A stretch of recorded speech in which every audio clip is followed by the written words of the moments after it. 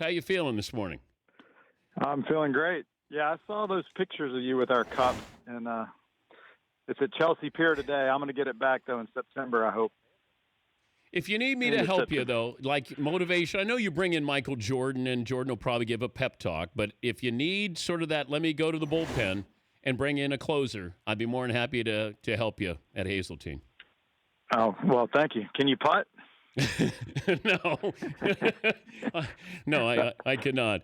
I've got 4 picks, so.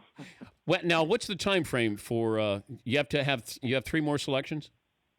Right, I have 4 picks. They play this week Deutsche Bank, next week BMW, then we pick 3. Then they have a week off, then they play the Tour Championship, and we pick one, the last one, the night before we go to the Ryder Cup next week. So it's the last second pick if somebody gets hot. Can somebody lobby you, pull you aside and say, have they done that? Oh, yes. They're letting me know how interested they are in being on the team and how well they would fit in, and it's part of it. But I want to hear it. I want to hear guys that are passionate about it and that really want to play and feel like they could add something. And we want to see it on the golf course. You know, that's what Tiger and Steve Stricker, Tom Lehman, and I, the assistants, we want to see them do it on the golf course these next 3 weeks. But really, any American that's still in the top 100 has a shot, you know, because anybody could win the FedEx, and then they'd be hot and putting good, and we'd take them at the last minute. How can you tell somebody is clutch? Is there sabermetrics that you can – is there golf analytics? Yeah, there's a lot of analytics. We're using an analytics group called Scouts Inc., and they're running all kinds of numbers like that for us. You know, we want to know, what do they do? Our Ryder Cup record is not very good. So everybody on our team, basically veterans, have a losing record. But I want to see, what do they do on the last 3 holes? How do they finish PGA Tour events? What do they shoot on Sundays?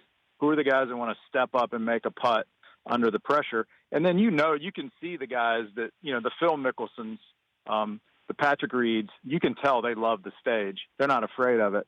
And that's the kind of guys we're looking for in our picks that are willing to be out there on the last hole and make that putt for us. I guess the only thing that's comparable to this for these guys is maybe in college when there was individual medal play, but then it's also a team effort as well. Now, is there anything else that gets you prepared for the Ryder Cup? No, it's tough, and that's why we had a great time at Gillette Stadium last night. The top 8 guys, the Kraft family, just opened the doors to the stadium, and we got some messages from Coach Belichick and Tom Brady on how do you build a team. We're individual golfers.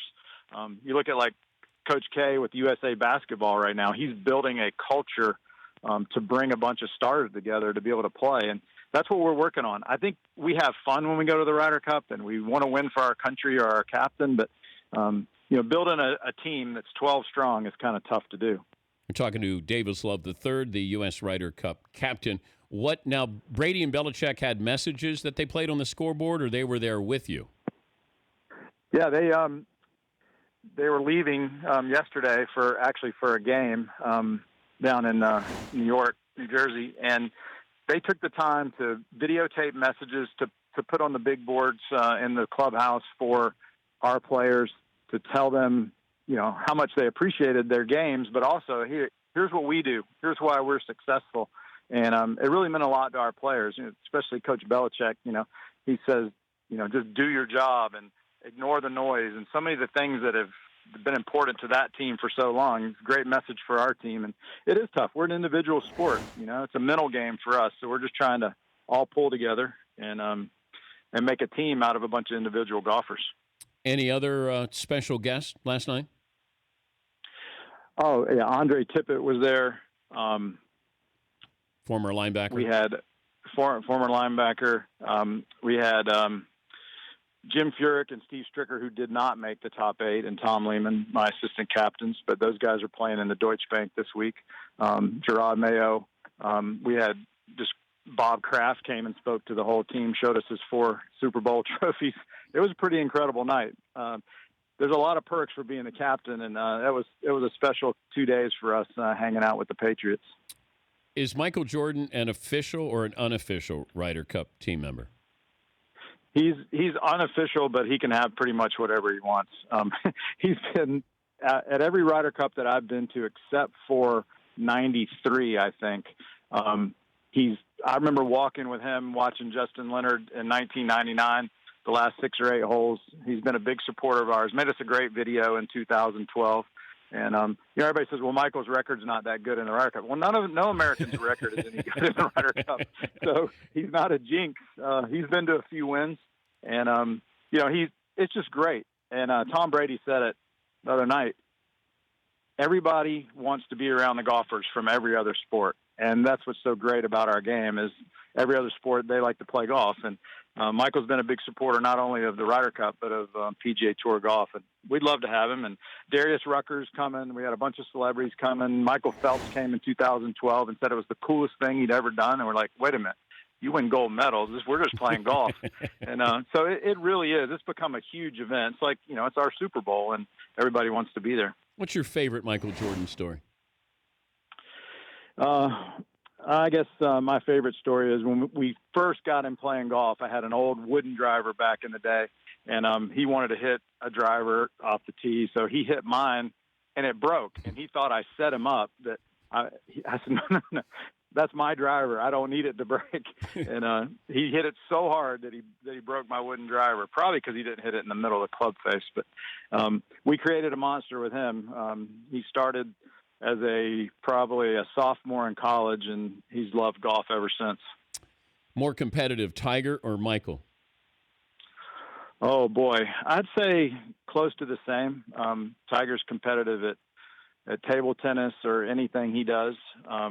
Obviously, I've been around Tiger a lot more than Michael over the last 10, 15 years. But I'd say the reason they get along so well is they're both very competitive. All right, a 6-foot putt for the win or an 18-foot jumper for the win? Who are you taking? Now, I want Tiger 2000. I'll give you Tiger of the year 2000. I'll give you Michael 1995. 18-footer to win the NBA title, 6-footer to win Augusta, the Masters. I'd take Tiger because in that era, he never missed. Michael actually missed a few.